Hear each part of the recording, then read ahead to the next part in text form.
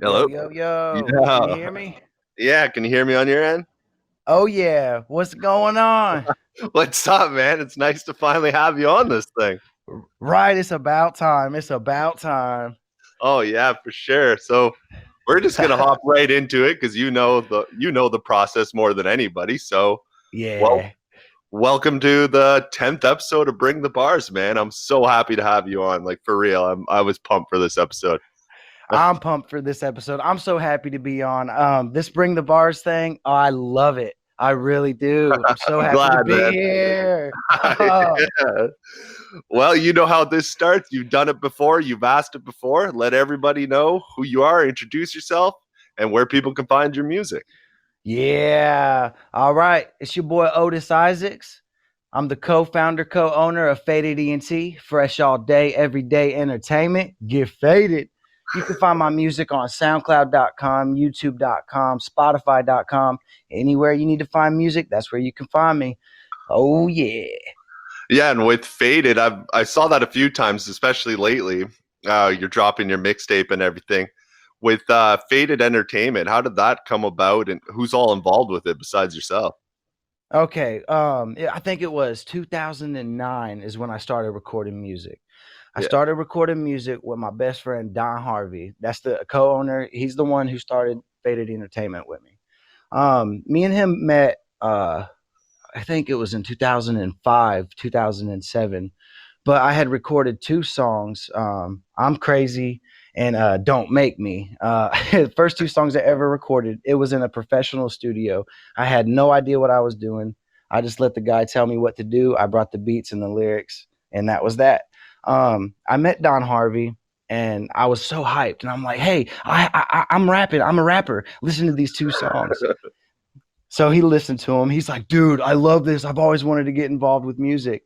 And he played them in his truck. It's the first time I heard my music in a car, and I felt like it was like the radio or something. And from that point on, me and him did everything we can to make music. He ended up linking up with a local rapper, and he bought his studio equipment from him, and then we just started recording it. And Faded Entertainment. It wasn't always Faded Entertainment. Yeah.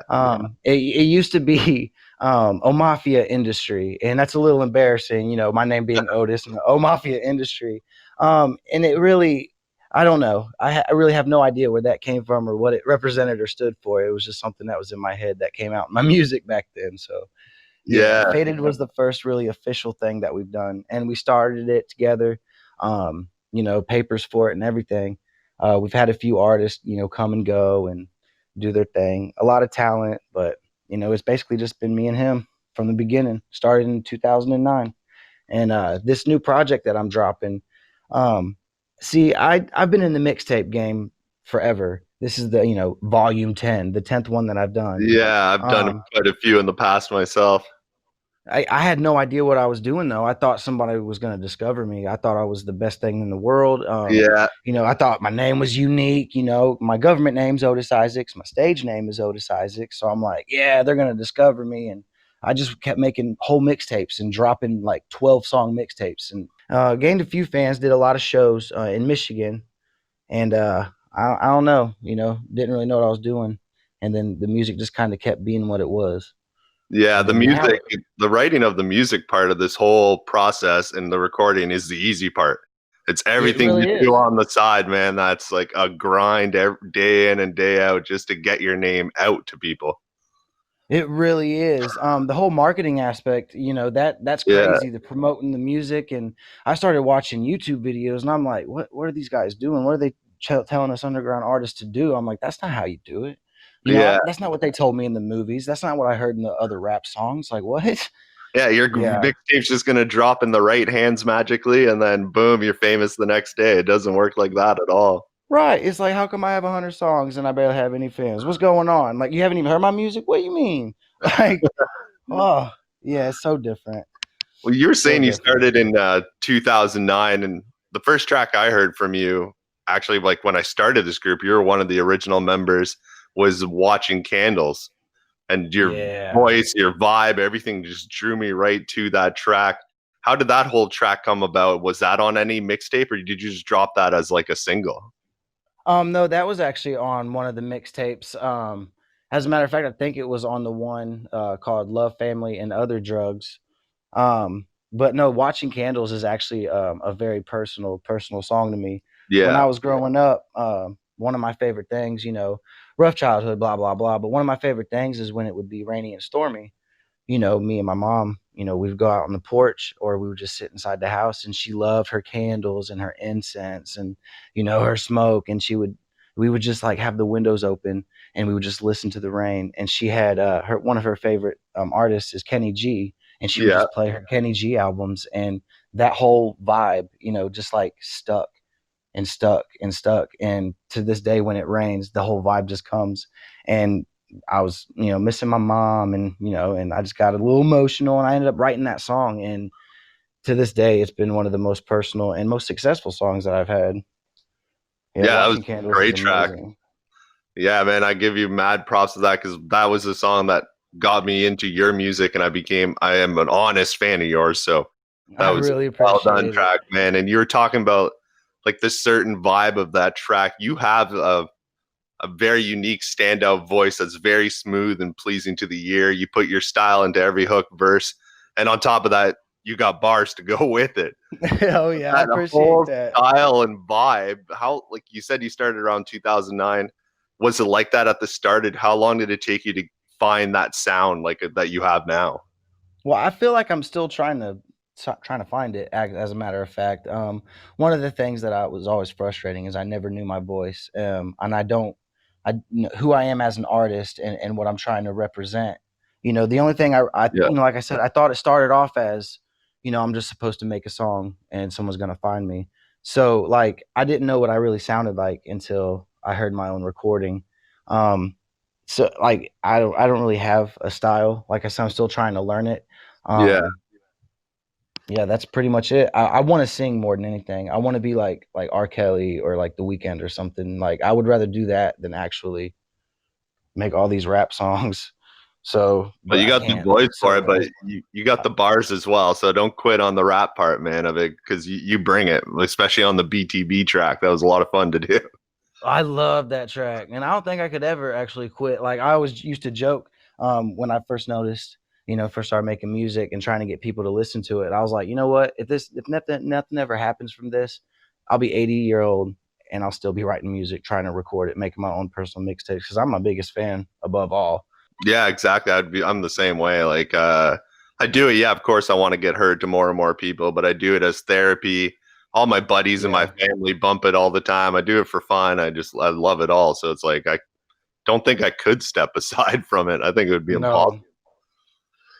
no, even if everybody that's ever heard it said that it sucked, I don't think I could ever stop. Like no matter what, it's Yeah, just what I love exactly. doing. And with this whole bring the bars and everything, you were like I was mentioning before, you're pretty much an original member of it. When I first connected up with you, we talked about it a little bit. What drew you into it and made you want to be a part of this? What's actually become almost like a little family with everybody involved in it. That's exactly what I was looking for, and just something about it. Like at first, I thought that you were just someone trying to like scam another Yeah, I get desperate that a lot, artist. actually. And like that's What's why I the asked you. I cost? was like, "How much does it cost? What's going Yeah, on? Like, sounds good, but what's going on?" And you said no, man. I just I'm making this mixtape, and I really like your song, Watching Candles. And I was like, wait a minute, this guy's legit. And I just started watching, along and following, and so much genuality from every artist that's on there. And it's not like another Facebook page to where you just go on there, post your link, hope someone listens to it. No one does. People are just posting their links in the comments of your spamming song, and links. it's That's it. yeah. And this the Bring the Bars page is really different than that. It's and like you said, it's like a family. Everybody is so genuine with it. Everybody has a passion for music. They have a dream. They want to do something with it, and it's just amazing. And like you really motivated me to stick with it, because music can get real discouraging at times, being an artist, because it's so Yeah, much hard work and put into it. And like you can make something, and at the moment someone says it destroys your whole world. They didn't say they didn't like it, but it's like, oh yeah. no, what am I doing wrong? And it's just so much improvement that goes into it, and so much work and dedication. And you were just so about it. You were like, no, it's really, you have good music. No, like, listen to me, it's real good music. And all these artists had good music, and you were the one that was, making these decisions and finding them and discovering them. And I would just see the comments and see people go in there and share other people's music. And it Yeah. was, like you said, a family. And that's exactly what I was looking for. Well, I'm honored to have you a part of this, man, because you're one of the biggest supports of the group. You check out a lot of people's songs. You had the same vision of what I had with this and wanting to make it an actual community and not just, like we were saying, people spanning links. Take the time, check everybody out, and you're a huge part on that. And out of all that, we've gotten, I think, what is it, 4 collaborations now? Yeah. We've done Vibes, BTB, To the Sky, and then the Cypher that I cannot wait for everybody's I verse can't to wait put to hear together. that. Oh, But I out can't of wait to all hear that. those tracks I sent your way that we always kept going on, which one like really hooked you in? It's like, I gotta be on this one. Like this collaboration, I have to be on it. Every single one of them. Are you serious? Every single one of them. As soon as you dropped the "Who Wants to Be on BTB," I said, "Oh, me," because I knew that there's gonna be so What much a talent track, on there. man. Yeah. Oh Oh, God, it hits so hard, so yeah. hard. And To the Sky, when I was like, I need Sean on that. I need KC on that. I really need him on that. To the Sky, that song, I love that song. You did so well on Yeah, that. man. Thank you. I love that track too. Once you sent it to me, I was like, I already got the style I want to go to this. I remember even when I wrote my verse down to it, I like recorded it that night because I wanted to hear what it sounded like. I was just too excited, man. I couldn't wait. So Oh, it's put so everything good. aside and hopped right on that track. Oh yeah. When does that mixtape drop? Because To the Sky is on your next mixtape. When's all that coming out? I hope to drop it around December. It's just gonna be a collection of songs.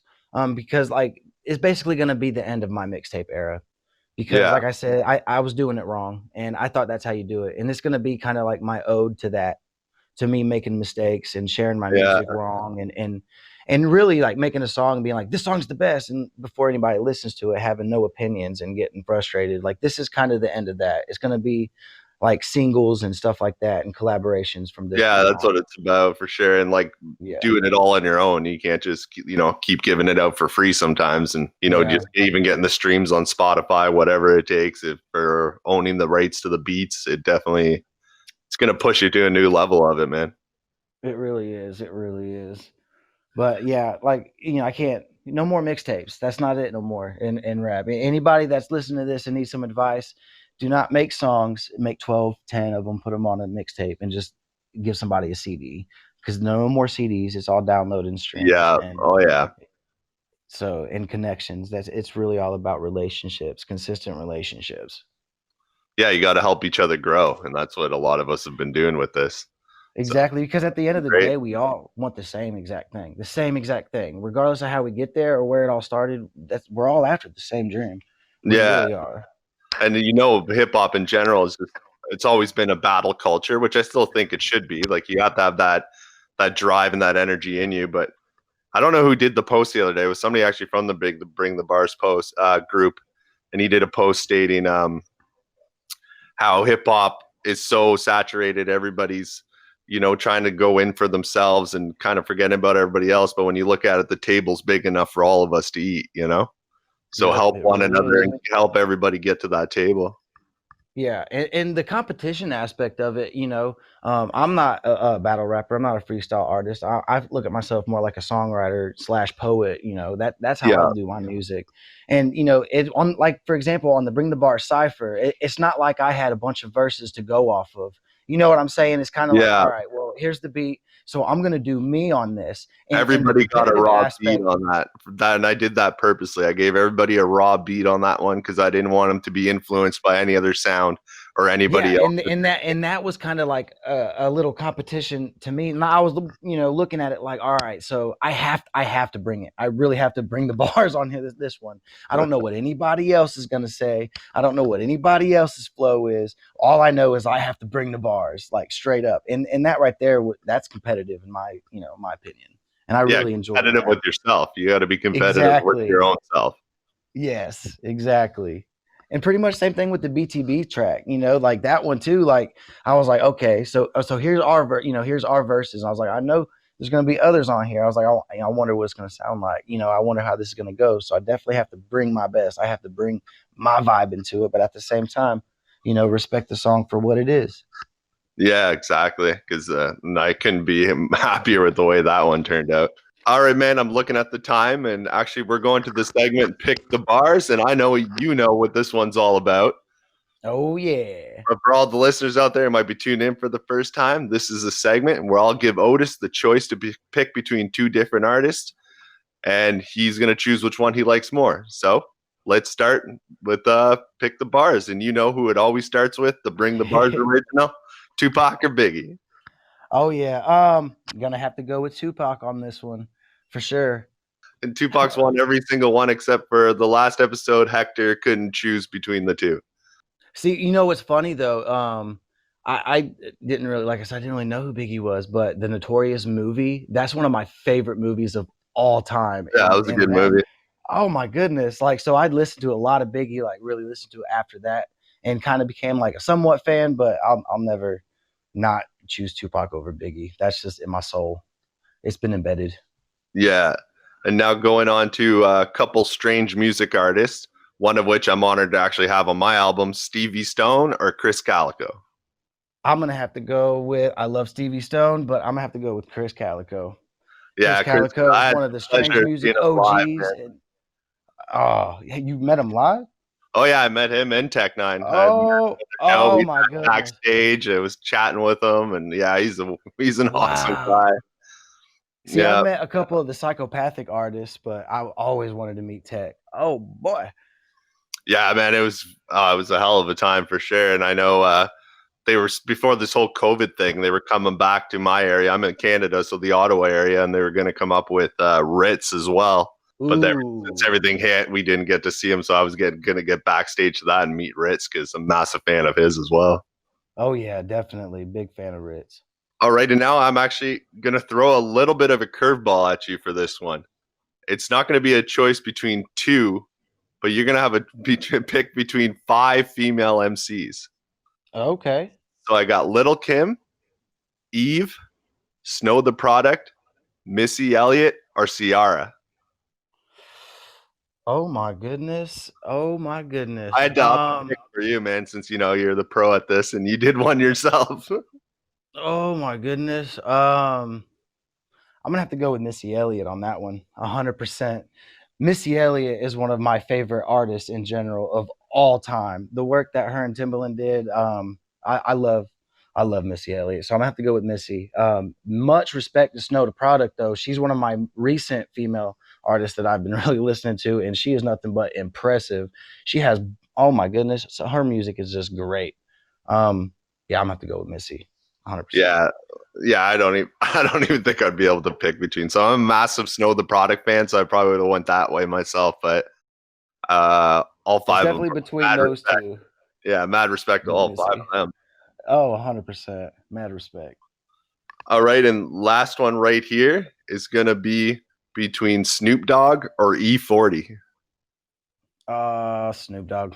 I have to go with Snoop Dogg. Yeah. E40 wasn't, I was born 1990, so I didn't grow up, with that kind of. I'm 1990 as well. Hey. But I actually grew up on country in like 70s rock because of my mom. So it wasn't until I was a little older until hip hop really got introduced into my life. But Snoop Dogg, my mom was a fan of Snoop Dogg, so like Snoop Dogg was always in my life as well. So I have to go. Yeah, I was the same way. Like 90s, like growing up there. Like I would lived with my dad, and for him it was just all old rock, old heavy metal, not heavy metal, but old school 80s rock and 70s rock. And first ones I was introduced to, like the first 3 I can remember was Snoop Dogg, Tupac, and Eminem. Like right away, all 3 of them, and I was like, "What the hell is this genre of music?" Yeah, I wasn't really allowed to listen to it. Everybody was against it because, like, I was actually just talking to my wife the other night about how it's funny. Like, I wonder what a couple generations, evil music is going to be, because you always see music in like movies and stuff to where like rock music was evil and bad for the children, and then when I grew up, it was rap music. If you like rap music, your kid was a hoodlum. You know what I mean? And I wasn't allowed to listen to it, so that's just funny. when I first heard rap, I was like, this is pretty relatable. This is intelligent, and this hits. I was like, I can jam to this. I think Space Jam was one of the most hip hop things I listened to as a little chitlin. To be Yeah, honest with you. or Will Smith with the Fresh Prince of Bel Air Oh, opening. I can yes. rap that from start to finish, man. Growing up, What about the Will Smith song for Men in Black? yeah, that was great. I Or love that Miami, one. going to Miami. I love Yes. Will Smith back in the day. Like, Oh, that's still, dude, he crazy. dropped like a freestyle or something not even that long ago, and like he can still rap, man. He was on that other. There was a song, I think it was actually called Will Smith. You know, I'm not. Oh, I from don't really Joyner listen Lucas. to. Yeah, that was Yeah, incredible. I yeah, was like, oh my god, Will Smith, where'd you go? Like, dang. yeah. He did like the dropped a verse on the remix of it. Mm-hmm. Yeah, that was Yeah, I great. heard that. I was like, oh my goodness, where have you been? You need to come back. Yeah. And actually, right now, I want to go on to a little bit about the podcast for a second because you were a guest host on it, and Yes, I it's was. funny how that worked out because I was worried about getting an episode to the station since at the time I was just going through a lot. I was going through a family emergency that put me out for a couple weeks, and I had this idea of like asking someone like, who can I trust, like to be a guest host. And right when I was thinking that, you messaged me asking if I would give you my blessings of doing maybe a spin-off type show to the podcast. Yeah, And it I was just remember. time. And I was like, oh, well, now who better to ask than to Otis? And you stepped up big time for it. So I want to say thank you for that, man. Oh, no problem. I really appreciate the opportunity. That's really fun. And I'm still How was serious that about the little experience for spin-off you? podcast too, just to throw that out there. Really, really, really serious about that idea. Yeah, So we need to talk about you that. had a great idea for it. So we're definitely going to keep pushing that forward. When you first did it, you interviewed Jumpin Joe. How was the whole experience for you being a host and running the podcast? Man, I was so nervous. Man, are you kidding me? I didn't know what I was doing. I had my papers sitting in front of me. I wrote out a bunch of stuff for like a whole week straight. Like kept listening to his music over and over again, making sure that I got, every word right. I was so nervous. I was just extremely nervous. But it ended up just being a great conversation and it was over before I knew it and I didn't want it to end. Yeah. Yeah, I was like Yep. that. My very first episode, I had the honor of interviewing JP, and I've had him twice now. And I was so nervous. I was scrambling, like, how am I really going to put this together? I don't want awkward silences. Because I was on a podcast a few months prior to when I started this, and it went well, but like it was just a lot of awkward pauses. I found like the host, Yeah. but I went with this one, and I had this idea, and I found once you get that first question out, like the nerves kind of, and you've heard the other guy for the first time, and like the Yeah. nerves just go away right after the first question, I find. Yeah, I really enjoy it. The nerves they weren't there. I was nervous for this one too. I'm not even gonna lie. It's kind of funny how nervous I get when it comes to this stuff because I get behind the microphone and I'm fine and everybody's gonna hear what I say Yeah. and hear my voice, but like I don't know. But now I'm having fun, not nervous at all. Yeah. And you're finally a guest on the show. Like before, which one were you more nervous for, or preparing to be on, being the guest right now, or when you're preparing to be the host? Honestly, I think preparing to be the host to be 100%. That one because I've this one there's no papers laid out in front of me. You know what I mean? Yeah. I'm not trying to find any references.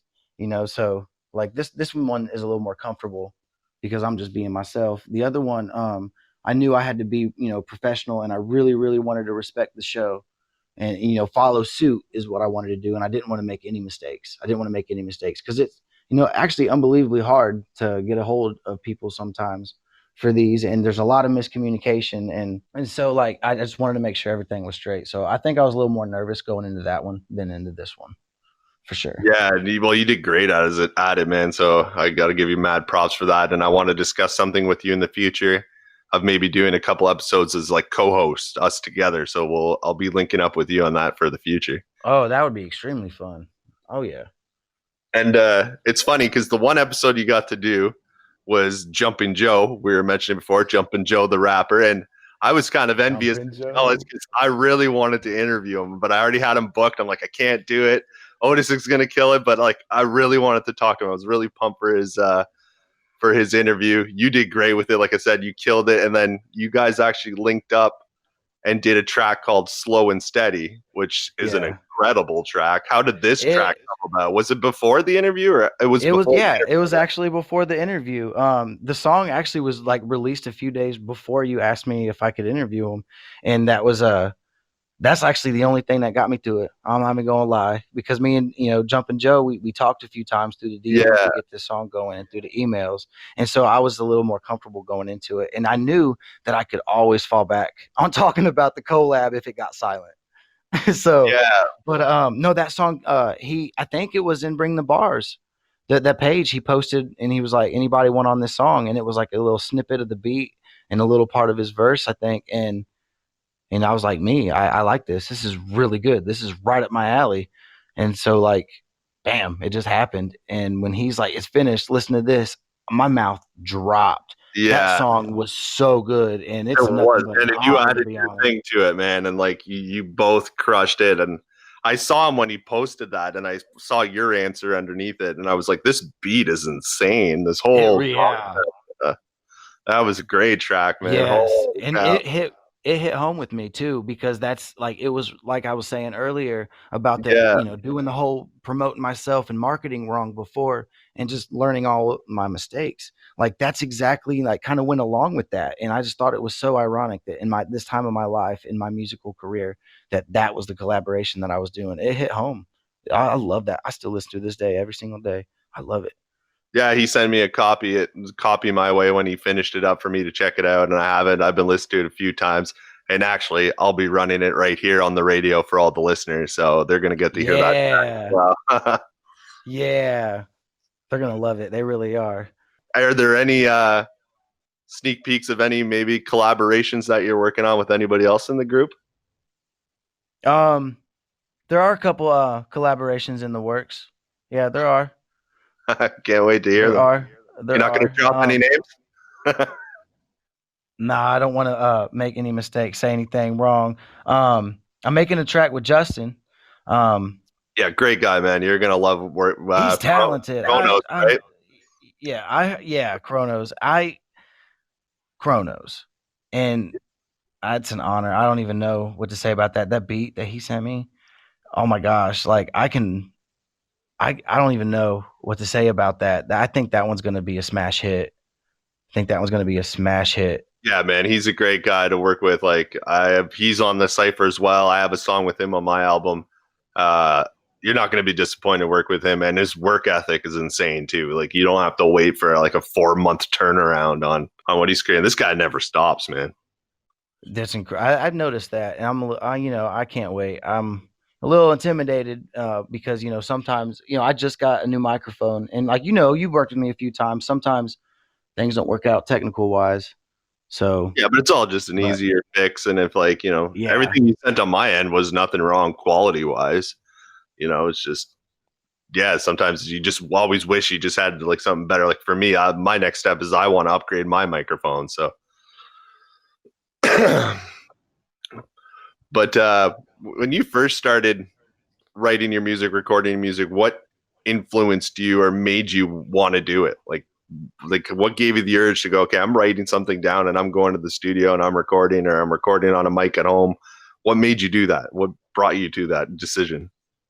um, basically, movies, really. I saw how everybody would, like, I used to watch a lot of underground hip hop movies and stuff, and everybody always had underground studios, and I just didn't have the equipment and the know how to do it. As a matter of fact, I think the first time I ever recorded, I had a Nintendo Wii, and me and my cousin, a very talented writer, and we got on the internet with the Wii and played a beat through the TV, and we had a tape cassette, and we would click record while the beat was playing, and me and him would both be standing real close to the tape cassette. I think we recorded like 3 or 4 songs, and that was actually the first time I heard my voice. And when I heard that, I knew I had to do it.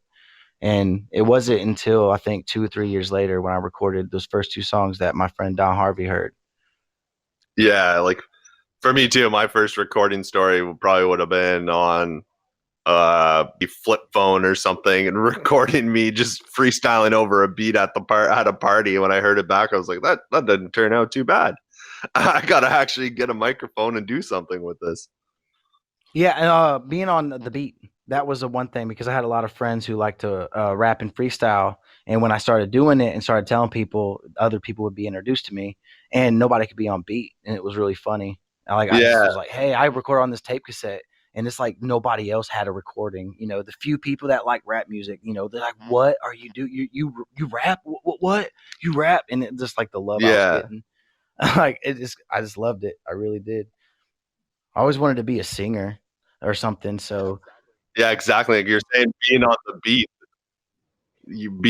and you were saying, like I knew a lot of probably 3 or 4 guys that were amazing at freestyling, a cappella, around a bunch of group of guys, even battle rap. But when it came to actually recording on the song, they didn't know the process of putting it on a beat. That was another thing. Even myself, coming from that freestyling culture, I had to learn how to flow. I always knew I can rhyme, but I had to learn how to flow, and that was always the biggest struggle for yeah. me starting out. Like, As a matter of fact, now that we're talking about it, those first two songs I recorded, the guy that was doing it, like there was a lot of things that he said that was actually motivated and motivating and press. He was like, "Oh, you're doing this, you're doing that," and that's where I learned, to do the double tracks and all that stuff.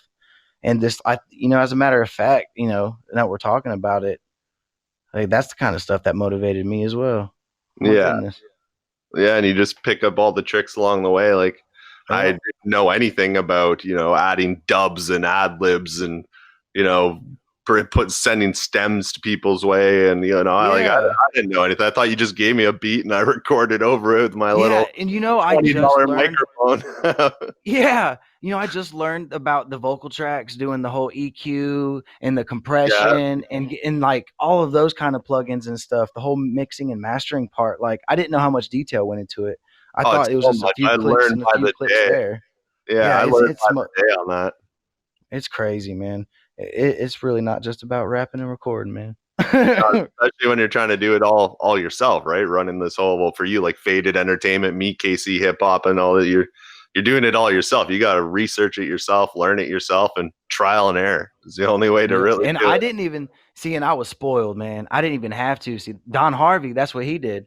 He had the computer, the microphone. He's the one who built the booth. He had everything. He was the one who pressed recorded. He's the one who edited. All I had to do was write and record. So for years, there was no reason for me to look into it. You know what I mean? Yeah, So yeah, it's crazy. Once I really had to, I moved different state and I had to start doing it all on my own. There was so much more that went into it than I ever thought.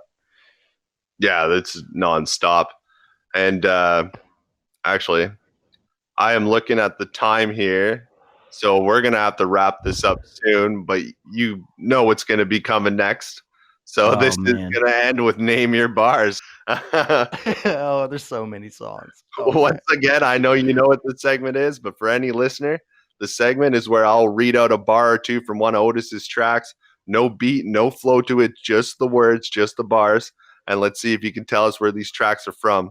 A total of 5 tracks will be read out, and only one guest so far has been able to name all 5 of his bars, and he did it twice on 2 separate episodes, and that was JP the Oh, Papa Billion. major shout out. Oh man. How many guests have gotten none right? None.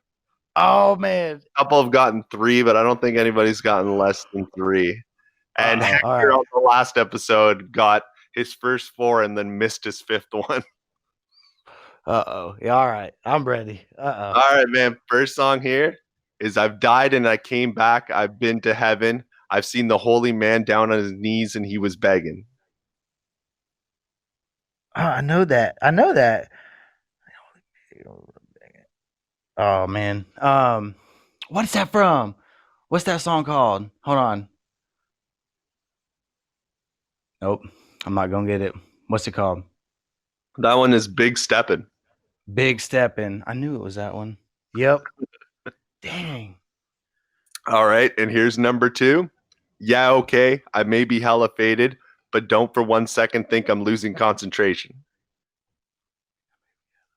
But no, for 1 second, think I'm losing concentration. Yeah, that's the That's flow. that's the that's the that's the cipher. Yeah, it is. Oh yeah. Oh, we'll spit that whole verse just now, as a matter of fact. Once you had the flow to it, I'm like, that's the exact flow of it. You're gonna get this one. Oh yeah.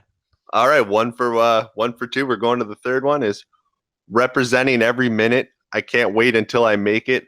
All I'm dreaming about is the day that I get famous.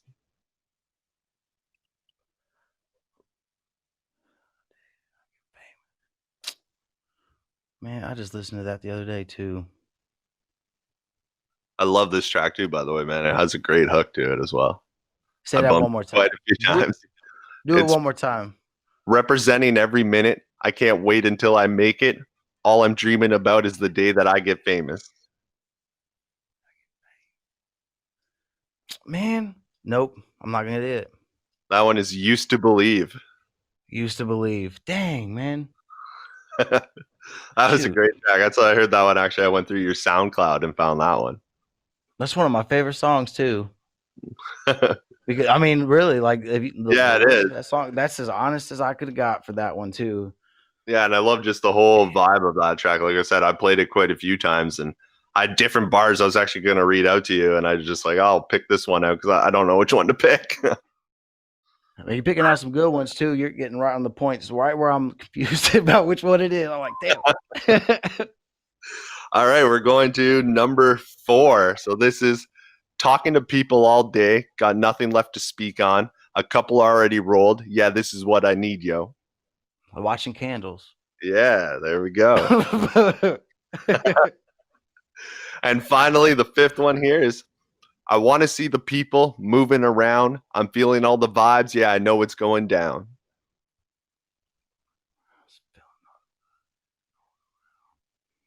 Oh man, you're gonna have to go ahead and tell me that one too. That one is lose control. Lose control. Yeah, lose control. That one. Actually, as a matter of fact, I think that was the very first one that I self did the recording and everything too. Oh, really? It Yeah, turned out great. yeah. I appreciate it because there are. I'm not gonna lie. There are certain songs in my category that when I listen to them, I think about the experience, and it kind of, you know what I mean. So that one, I'm glad you like it, man. It makes me want to go listen to that one again. It's just because I was really disappointed in that whole mixtape. I think that was Notes from the B List. That's where that came from, and that was my first self-made project. And it, yeah, No, man, that one turned out great. It had definitely a party vibe to it the whole way through it, and I enjoyed it, man. I didn't think you're a little hard on yourself for that mixtape because I've heard quite a few going through your trying to do this name your bar segment, and I got to say, man, like props to you. I really do enjoy your music, so I can't wait to hear more of it. well, I appreciate it. I really do. And that's the one curse about being my biggest fan is I'm also my biggest critic. Yeah, I'm like that I as can't tell well. you how many times that I won't release something because I personally am like, that's not even good enough for my own ears. Yeah, I'm for good. me, like even looking back on like older albums I've released in the past, I like disown a couple of them now because I was like, what was I Yeah, thinking? I didn't know how to mix right. I didn't know what I was doing, and I was just like, oh, yeah, you kind of like every song I release, in my opinion, I have to make it better than the last one I did, yep, exactly. Yeah. and So that's what you that's keep that getting one. The better. notes from the B list is that's one of the ones on my list. Is it's just a little bit of it's kind of like practice. Like it's kind of sounds like I just started again. You know what I mean? Even though it kind of Yeah, was, it just wasn't that time of my music career to where that one should should have been like that. You know what yeah. I mean? But a lot of first self-made albums, man, are always going to be like that. You're just learning yourself. You're learning the whole thing. Like even everybody has like with Eminem Infinite, everybody has their Infinite album that doesn't you just didn't have your sound yet. Yeah. True, true. And when especially when I didn't have to have somebody press record and like I said, Don was always saying, "Yeah, that was good. That was good." I had to listen to it over and over again and determine it myself. And that was a little I was like, "Ooh, like maybe I should like delete this and re-record it." So, oops. You know what I Yeah, mean? you'll hear that one, Ooh. especially doing it yourself or mixing it yourself. You hear that one imperfection on like maybe a certain note or something. You're like, oh, I didn't mix that right. Like, oh, I did Mhm. that wrong. And I'm bad at that with my mixing. Like I'll remix something like about 5, 6 times till I get it to like, okay, I want this to sound perfect. Like I'll play it in the car, I'll play it in my headphones, I'll play it on a speaker, 3 different ways to try to be like, okay, what's wrong with it? Like, Exactly. And you know, another thing about being real critical on myself is I wasn't back in the day, real big headed. Nobody could tell me nothing. And so I've had to learn to kind of be critical. That's kind of another place where that comes from. Is because you can't just go into a place being like, I'm the best, and someone says, no, you're not, and you get mad and attitude with them, you know? Yeah. So, yeah, have to kind of pay attention more and be a little more critical, I think. Yeah, you have to be to get better, and you got to humble yourself as well. Once you realize that, like you said, you're not just going to magically drop a mixtape and boom, next day you're rich and famous. It's nonstop every day. Yep, it really is. Grind don't stop. No, never does. All right, man. I want to thank you for coming on. I'm going to have to wrap this up because I'm looking at the time. I really appreciate it. I'm going to keep in touch with you about a co-host situation or even using you as a guest host again if you're up for it in the future. So I we'll will definitely keep in touch. I appreciate it. Yeah, we will. All right, man. Take care of yourself. I'll probably be talking to you soon anyways, and we'll be dropping another collaboration in the future. Yeah, we will. Oh, yeah, man. Peace. All right, take care, man. Peace.